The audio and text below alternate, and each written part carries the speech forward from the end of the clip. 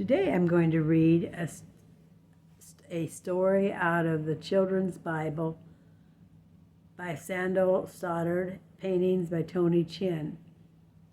It's Bible stories about the Bible. And so today I'm going to read The Shepherd Boy at this time. One day the Lord said to Samuel, "It is time for you to stop mourning for Saul." Now Samuel was a prophet. He sometimes was a priest and sometimes he was a judge, just according if he needed to do that in his type of work that he was in for Israel. And so he was mourning Saul. Saul was a king and he had done some things wrong. And so now Samuel, he was sorrowful, but God told Samuel that he should stop mourning Saul. "I have already chosen a new king for Israel among the sons of Jesse." That is God talking to Samuel. "I will show him to you so that you may anoint him. Fill your horn with oil, Samuel, and go." Where do you think he was going to go? He told him to go. So the prophet took up his staff.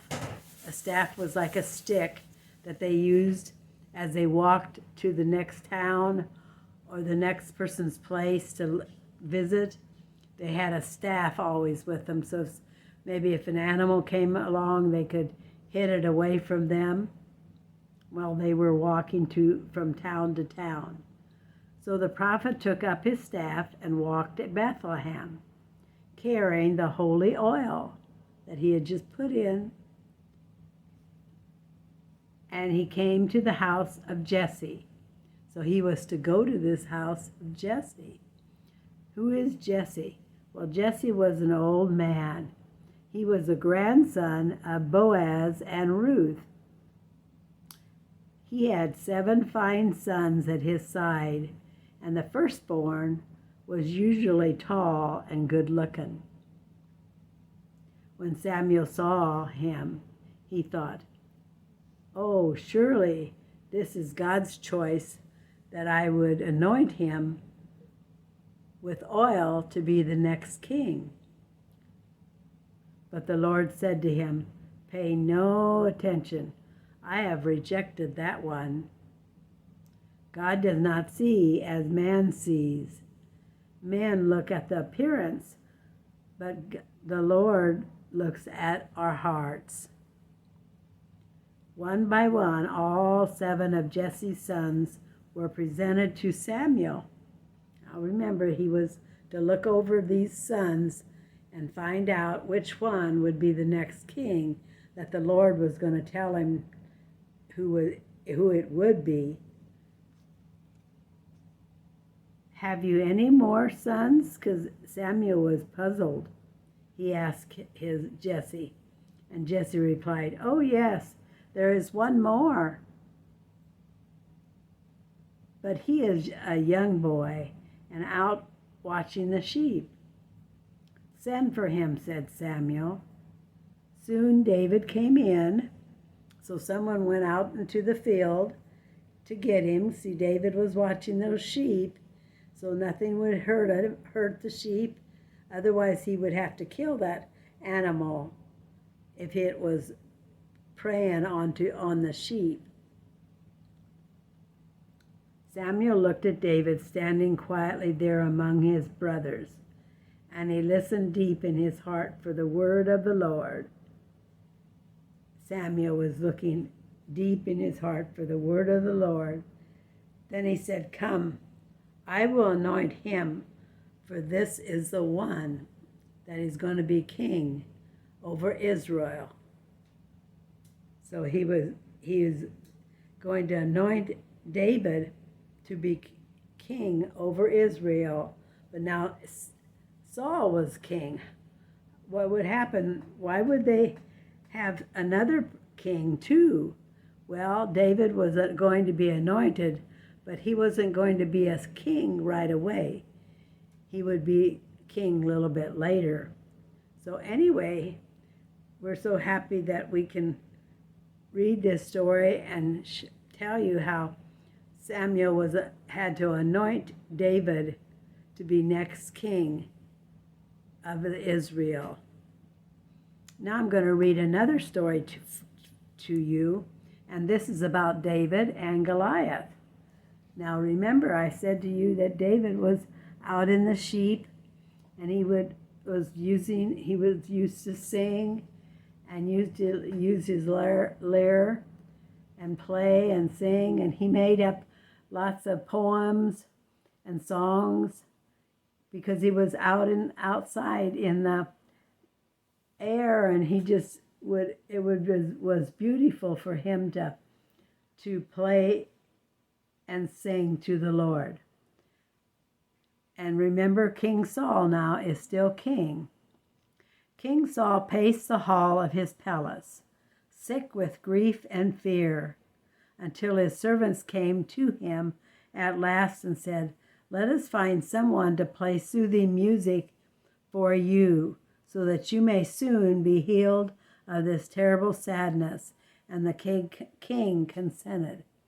Now he was right now just depressed, and he was troubled, and he was sad, and he probably was moaning and groaning, and so his staff at the palace asked him if they could find someone to play music for him. Now during his long days and nights alone in the fields, leading his father's flocks, young David had become a poet and musician of great skill. So it was he who came at the bidding of Saul's servants, and when he played his lyre for Saul, peace entered the heart of the tormented man. He came to love David very dearly and demanded often to have him at his side. He enjoyed when David would sing and play his lyre. At this time, the Philistines pressed upon Israel's army with fearsome power. Now the Philistines were coming over and were fighting against the Israelites. They were always pestering the Israelites and always wanting to do bad things to them. So that's why King Saul also was troubled, because of the Philistines. At this time, the Philistines pressed upon Israel's armies. There wasn't just one army, there was a whole group of them, with fearsome power, and there came from their ranks a mighty warrior named Goliath. So the Philistines had this giant that was called and named Goliath, a giant of a man who challenged any one of them to single combat. He wanted to fight that person, or any of them, any of the people of Israel he wanted to fight. The Israelites trembled at the very sight of Goliath, for he was 10 feet tall. Now that is what you would call really tall, probably as tall as a door, maybe in your house. And there came from their ranks a mighty warrior named Goliath, a giant of a man who challenged any one of them to single combat. The loser, he said, should surrender his own people as slaves. Whoever would fight him and would lose would have to do this. The Israelites trembled because he was so tall. He wore a helmet of bronze and a heavy coat of mail, and he carried a spear as large as a weaver's beam, with an iron point upon it weighing more than 17 pounds. Just think, his spear at the point was 17 pounds. That's how heavy this iron spear was at the point. It happened that David was sent into the Israelite camp to bring food to his older brothers who were fighting there on the front lines. they saw David coming and they thought, "Oh my goodness, he thinks he thinks he knows everything." But they were not happy that David was coming. But David didn't know anything about this giant until he got there. It happened that David was sent into the Israelite camp to bring food for his older brothers who were in the front lines, and he heard the shouts and curses of the Philistine giant.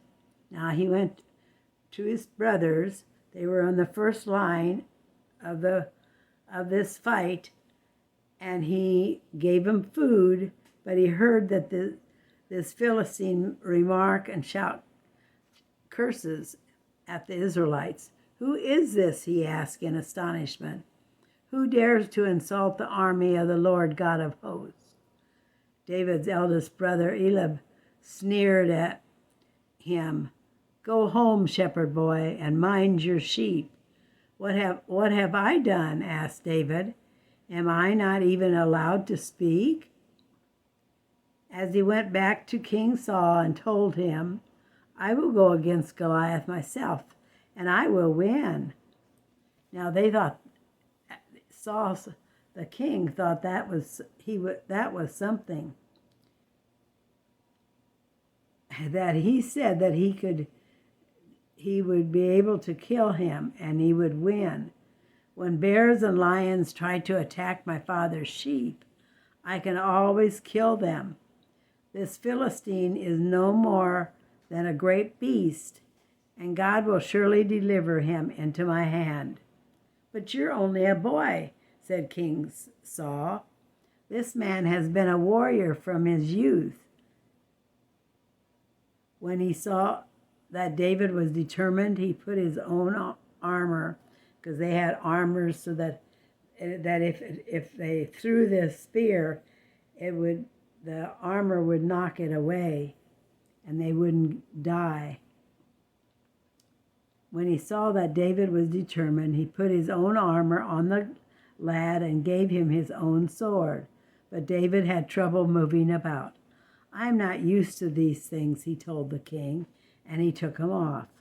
Then he went into battle wearing his tunic with his staff in his hand, and he carried his sling into his shepherd's pouch. He put 5 smooth stones that he had chosen carefully from the riverbed. Goliath roared with laughter when he saw David approaching. "Come, little one," he called. "I will give your flesh to the birds of the air and the beasts of the field." But as he was still shouting at David, the boy ran quickly forward and hurled one of the stones with his sling. The stone smashed deep into Goliath's forehead, right in the middle. His blood gushed forth, and he fell flat down in all his armor on the ground. Then David ran up and seized the giant's own sword, the one that was so heavy, and cut off his head with it. A tremendous cheer went up from the Israelites, and the Philistine army turned and fled and went back home to where they come from. They were scared to death of the Israelites as they were chasing the Philistines back to their homes. Thank you so much for listening to this story. Have a great day, and God bless.